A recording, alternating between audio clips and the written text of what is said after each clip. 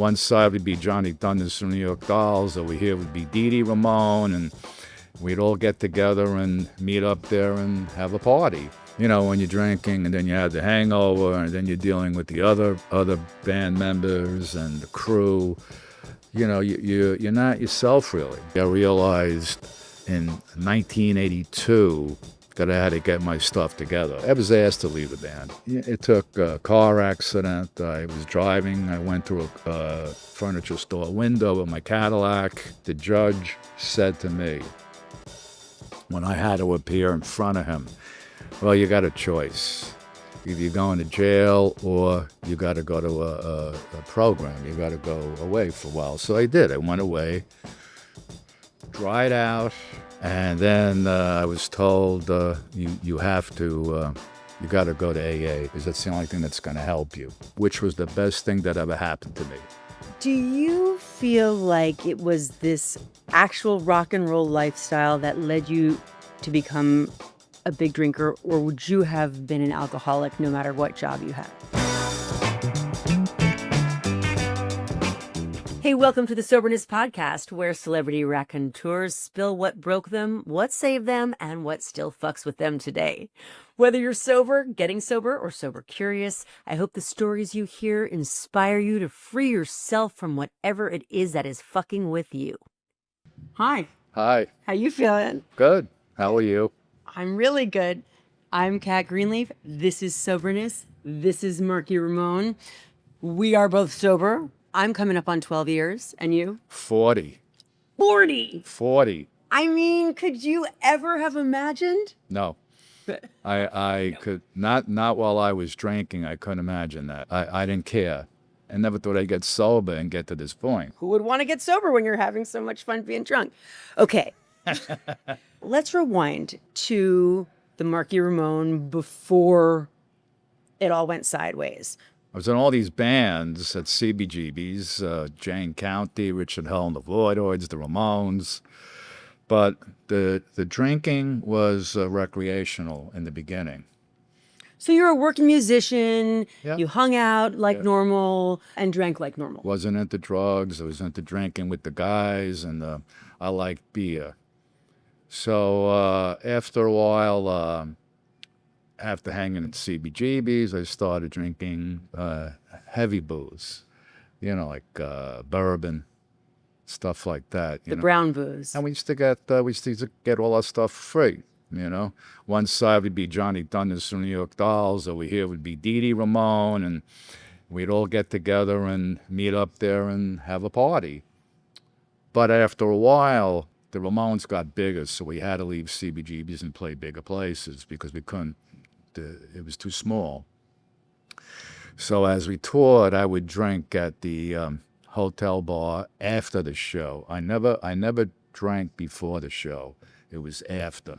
And were you drinking after the show because it was just the thing to do, or were you sad being out on the road away from your family? What was it? Just to unwind. Okay. You know, to unwind. You know, I wasn't into the pill thing, you know, take a pill, go to sleep. So I would have some drinks, go to sleep. But the next morning you get up and you have to fly to another country or another city. You have a hangover. Yeah.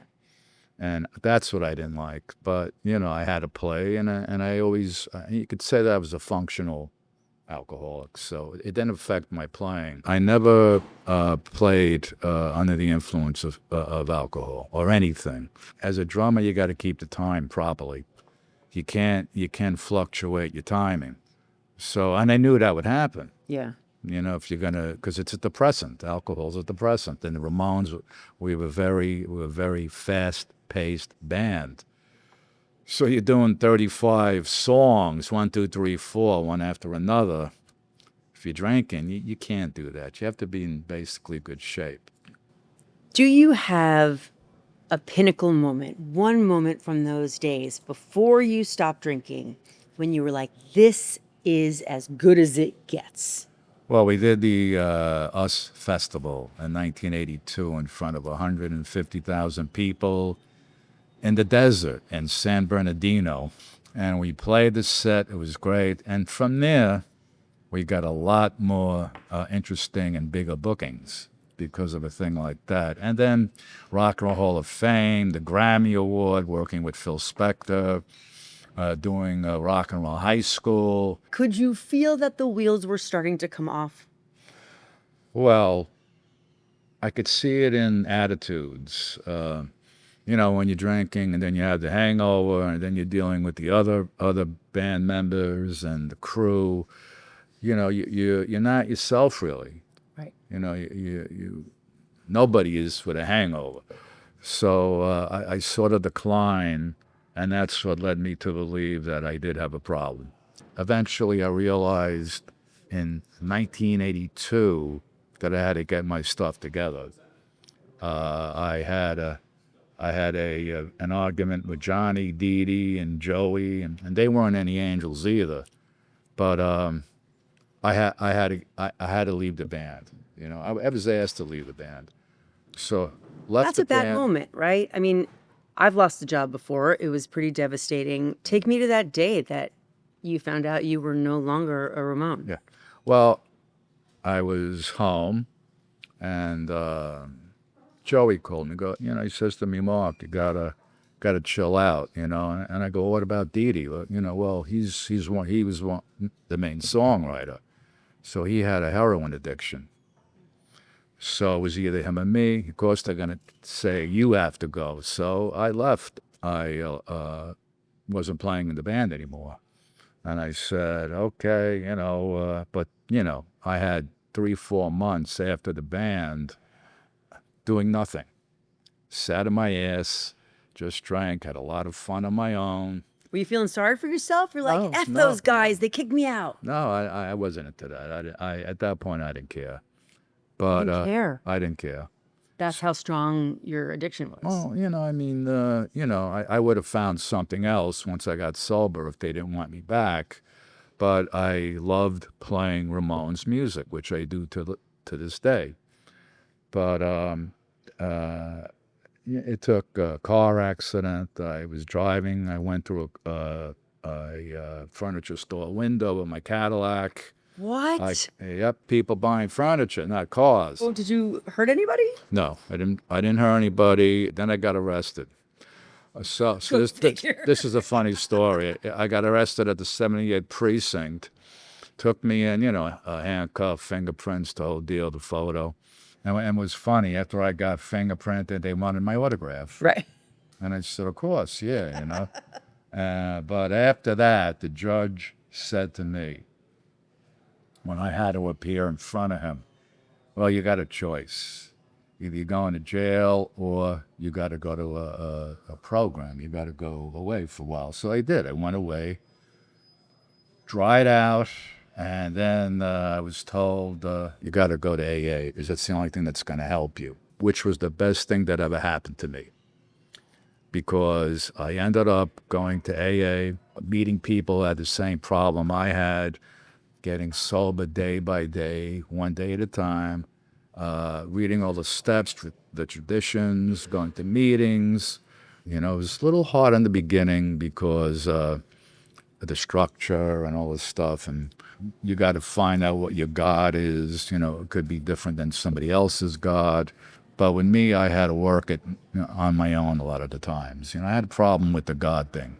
Why? I don't know. I just felt that he or whatever it is didn't exist. But then you look around and you see all the nice things on Earth and the Earth itself. The oceans, the stars, the people, just life, things. And you go, well, there's definitely something there. If you want to call it God, okay, I'll call it God. But for me, it was just seeing all the people having the ability to get sober and straight and living their lives over again the proper way. That was my God, seeing that miracle that these people who, a lot of them really screwed up, like heavy drinkers. I mean, from the morning till night, heavy booze. So once I saw that, I said, there's got to be something there. And after a while, I didn't have the urge anymore. I lost the urge. So when that happened, going back into the Lions, then they asked me to join the band again. So how long was it from the time that you lost the job until you got the job back? 4 years. 4 years. So when I got back into the group, Johnny came up to me and said, you got to be in the band. And my good friend Clem Burke, who unfortunately passed away this year, played 2 shows with the band. I don't know why, because he was with Blondie, but he couldn't play that style. Right. So who they come to? They come back to me. There's only one Marky Ramone. I said, all right, let's go to rehearsal, see how it turns out, And it was like I never left. Wow. And they were very happy I was sober. I was happy I was sober. And that was it, Talk to me about being the sober guy in the punk rock scene. Now, I think there's probably a lot of sober punk rockers, but at the time, I'm guessing, unless you were straight edge and you guys weren't, No. What was that like, trying to get and stay sober in the scene? Well, you gotta know what your priorities are. You're sober, you leave the hotel, you do a sound check, you go back to the hotel, then you go back to the show to play. Then afterwards, you just read the literature that you have, or, watch a movie on TV, get up, have breakfast, and do the same thing again. The thing that's really a little grating to me was flying to Japan, Australia, places like that, which I did do before I got sober. I would drink with Dee Dee, and we would literally cause a big scene on the plane. Yeah.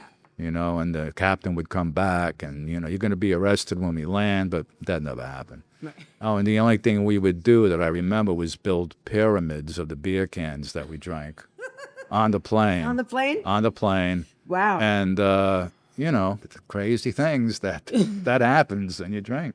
Yes. It's funny. The crazy stuff that can go off the rails like that is the stuff that I don't miss because I don't like going off the rails, but it's also the stuff I do miss because I loved going off the rails. I went off the rail one night, and I was in my home, and I never got the DTs. This is when I was getting off the booze. I got the DTs that night. Went to the bathroom, and there was a guy sitting in my tub. And I wiped my eyes, turned away, he was still there.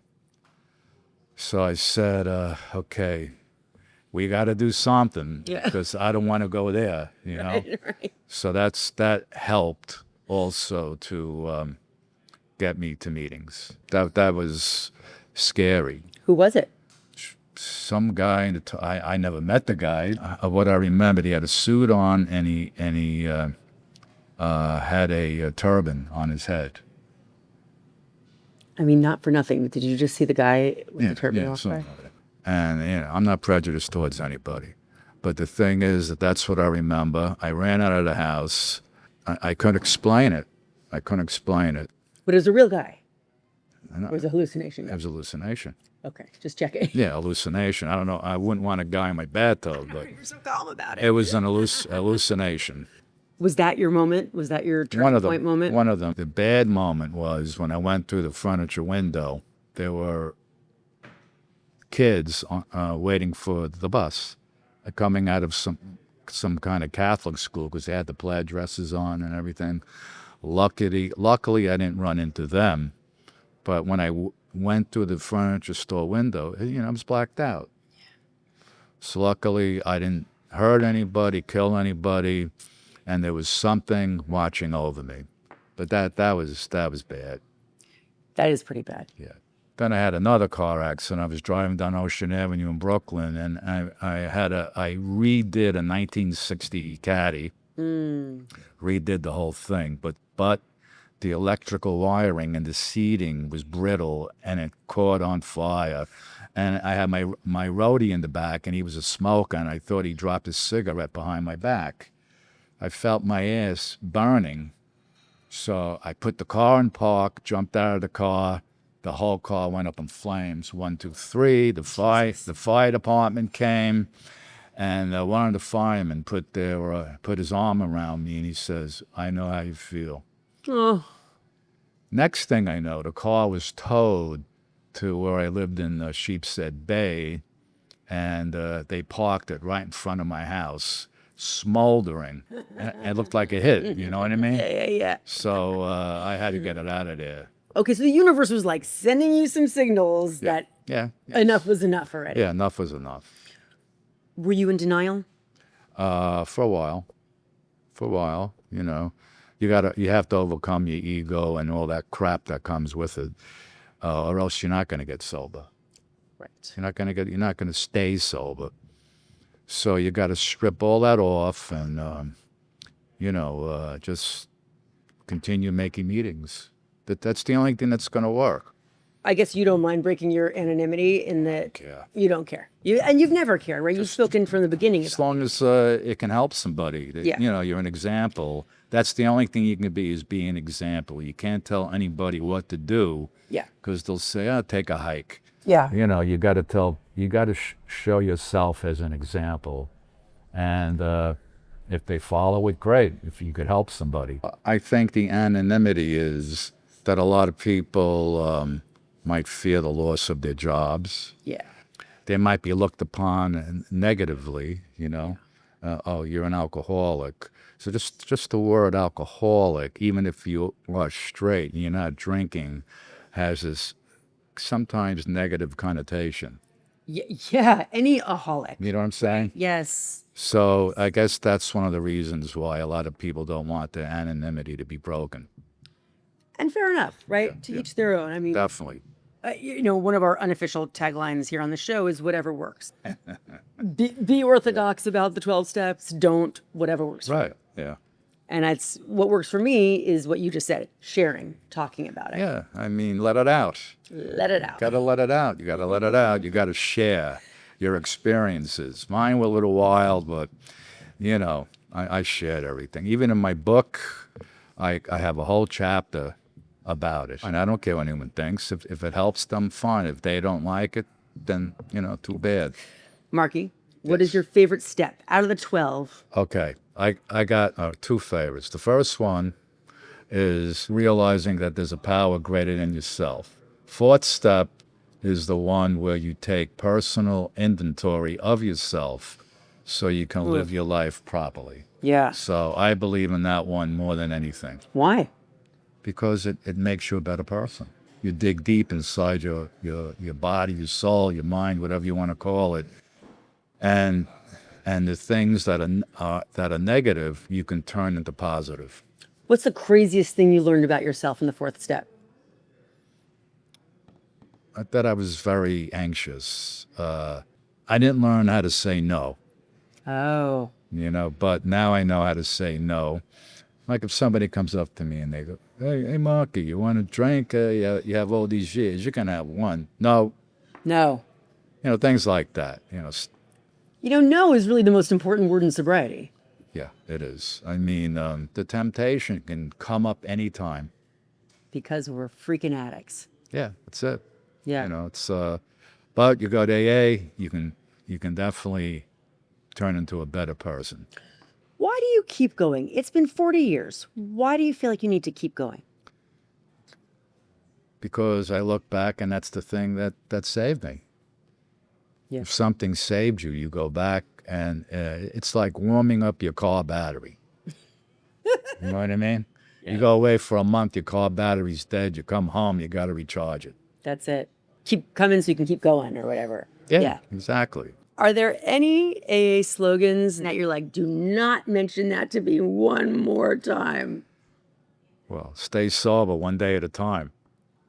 I mean, you know how many times I heard that? Yeah. You know what I mean? But one day at a time is really profound, actually, with everything. Just take it for today, right? I mean, I find that applies pretty much everywhere. Yeah, one day at a time. Who took you through the 12 steps? A friend of mine named Frank Gibalero, who not recently, 5-6 years ago, passed away. He was in the program before me. He would pick me up, take me to a meeting, and, we'd sit together, share, and then he would take me home. Then after a while, I would start going on my own. And it was that simple. He was my sponsor for a while. And then I would continue to go and go and go. Sometimes I go in the morning, afternoon, and night, three times in one day. Because you needed it to pull you I through? needed it and needed it. I went to so many that it accumulated to a point where I was making more than the most of the people that were in the program. You are so recognizable. You're a famous person in the room. Did that do anything to the balance, to the mix of people around that circle?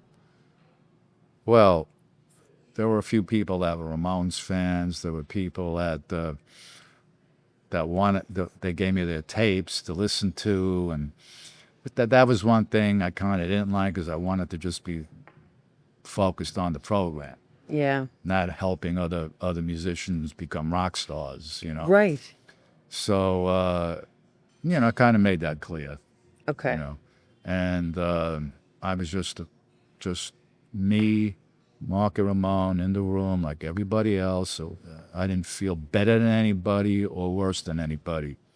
I was there to just conquer my love for drinking. I'm glad you put it that way. I also really loved it. Yeah, I had no regrets. No regrets. I was young, and again, I had a lot of fun, a lot of laughs. Do you feel like it was this actual rock and roll lifestyle that led you to become a big drinker, or would you have been an alcoholic no matter what job you had? I think I would have been. Well, the thing is that you have so many friends and hangers-on, and I mean fans, that, oh, yeah, can I buy you a drink? Yeah, sure, blah, blah, blah, the whole deal, And then you go to each city, you go to different countries, you Ramones fans in every country. Hey, Marky, want to go out to a pub? Yeah, why not? You'll see after the show. So, if it was something else, I don't think I would have had that many friends or fans. Right. So, it comes with it. But there are musicians and actors and people in business and everything else that say no. They can have one drink and put it down. I can't even imagine. I mean, I couldn't do that. After one shot, give me another one. Give me another one. Give me another one. Then it was the beer chases and all that stuff. The longer I'm sober, the clearer I am that, well, A, the clearer I am, but B, the clearer I am that I was definitely drinking to fill up a hole in my soul. I used to think I was just born a bad drunk, it doesn't mix with my chemistry. But again, the blessing for me of sobriety is I'm now actually really able to look at my life and say, oh, in fact, Cat Greenleaf, you were drinking at this, you were drinking at that thing that happened when you were a kid, you were drinking at this We feeling. could find all the excuses. Right. Well, right. What's yours? What do you think was yours? The problem with me was when I was feeling down, which was kind of rare because I had a good life, and everything. But when I started feeling good, I drank too. Yeah. You know what I mean? So it didn't matter if I was feeling down or feeling up. I still had a reason to drink. I'll go out with the guys today. I'm going to have a lot of fun. I started drinking earlier. I met them and kept drinking. Then if I felt bad, hey, I want to get rid of the blues. Yeah. So I would drink more. I would drink then at that point too. So you're a lover of the drink. You don't think it was that you were trying to cover up something from your family? Or actually, what role did alcohol play in your family? Well, my parents never drank. Never. Never drank. Yeah. Never smoked cigarettes. They were straight-laced, and they always treated me good. They never hit me. They always supported what I wanted to do with my drumming. And I still, to this day, realize that you could be anybody. You could be anybody. You could be a politician, a teacher, a secretary, a construction worker, a cop, a fireman, musician. And if the addiction of booze wants to get to you, it will. That's it. It does not discriminate. It does not discriminate. As a rock star, you are so many people's idol as it is, but you are a sober rock star. Do people come to you for advice? Do they come to you for guidance on how they too can stay sober? My advice is Go to a meeting. Go to AA. That's the only thing that's going to help you. If they take the advice, fine. If they don't, they're going to have to hit bottom. Yeah. Then once you hit that bottom, you go to meetings or you die. Your liver screws up, your kidneys, all your organs. Yeah. You know, you could be brain dead, water on the brain. You know, so who wants that, you know? I mean, who wants any of it, right? Nobody wants to be an alcoholic. No, Nobody no, wants no. any of this. To me, it's a terrible lot. It hurts the people who love you. It hurts people in the furniture store. It hurts people. A lot of my friends died from doing drugs and alcohol. Well, Sid Vicious, when he lived in New York, I was his friend at the Chelsea Hotel where he lived. Johnny Thunders, who was really into dope, died, unfortunately. A lot of people passed away. How do you think it is that you never got into drugs? I don't know. And the availability of the booze was right there. It's right there. I used to go with guys who would go cop, Yeah. and I would see what they went through, and I didn't want to go through that. No. You know, it was dangerous, and Yeah. you never know who you're going to deal. You never know what they're giving you. It could be poison. Right. I didn't want to go that route.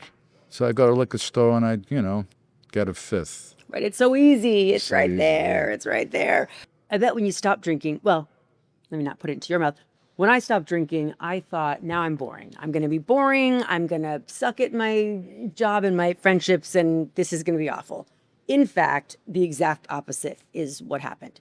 You know, you are actually a poster child on posters as a punk rock icon. Did you feel like my identity as a punk rocker is going to be over? No, because the music does the talking. The music does the talking, and in the end, that's what lasts, is the music. What does punk mean to you now? That's saying what you feel, playing the music you like, living the lifestyle you like, hopefully is positive. Putting out good vibes, and having your lyrical content mean something. Who do you think is the most punk rock, or what do you think is the most punk music being played now? In spirit, well, you got bands like Green Day who were definitely influenced by the Ramones. You have bands like that started in the 90s, and they continue that feeling, that sound, that approach to music, which is called punk rock, To me, everything's rock and roll. I don't like putting tags on things. You know what I mean? But even in rap and hip hop, there's a lot of good messages. Yeah. But punk, it's time. The country has to get together. We have to get together. We really do. You know what I mean? Don't bully people.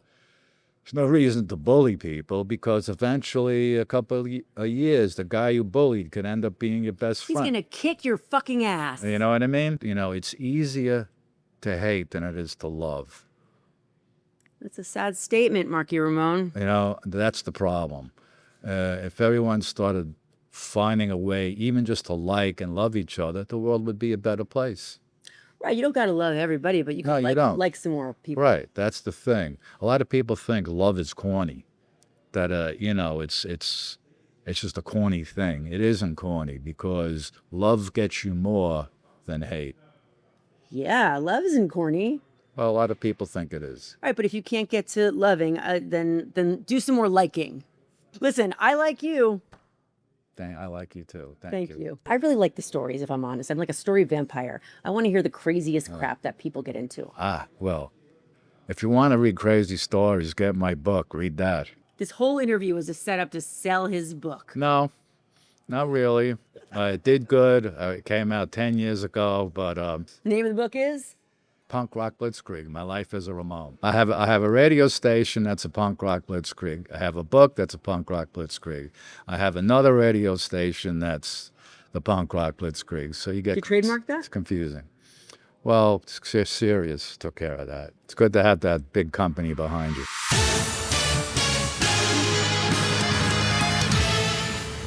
You could hear anything you want, any channel. There's so many different varieties. Do you remember? I mean, I'm sure you do. When you'd wait up all night to hear your one song on the radio on the Yeah. one. I mean, my Yep. sister and I used to just sit and wait, like for the biggest happening. And Yeah. now it's so easy. Everything's so easy. You just can it's all right there. Anything you want is there. But I remember as a little boy being under the covers, listening to my transistor radio and waiting for that song to come on. Yes, and then you could go to sleep. Yeah. For us, it was Private Eyes. Watching you, private eyes. They're watching Okay. you. They see your every move. Marky Ramone, No, you don't remember that one? No. I remember when I was a little boy, I loved monster movies and sci-fi movies. And I remember the Monster Mash came out, and so did the Purple People Eater. And because there was a guy imitating Boris Karloff's voice in the Monster Mash, I got the single. And then I got the Purple People Eater because they had a toy out, the Purple People Eater, and my parents got it for me. And so, those were the songs that I was waiting to hear on the radio. It was a one-eyed, one-horn, flying purple people eater. One-eyed, yeah. Guys sounded like Dean Martin. You could come out with a cover. I might. Has anybody covered one of the Ramones songs that you think they did it better than you did it the first time? No. Never. No. What a dumb question, Cat Greenleaf. Never. No. I would admit it. I mean, really, how many times can somebody copy somebody and be better than the original? Well, I'd hope never. You know what I mean? I hope that happens, but I haven't heard it yet. And I do play a lot of groups that did Ramones covers because they put a lot of work into it. They rehearsed. They paid money for the studio. It took time. So I give them credit for that. But it's still not as good as the real thing. No. Never. It's the time and place you grew up. It's the chemistry of the band. It's a lot of things. Your influences that you've thrown together that you've become. What a cool thing, huh? To have a life making music and to make a living at it. Yeah. You win. Yeah. You win. Thank you. Thanks.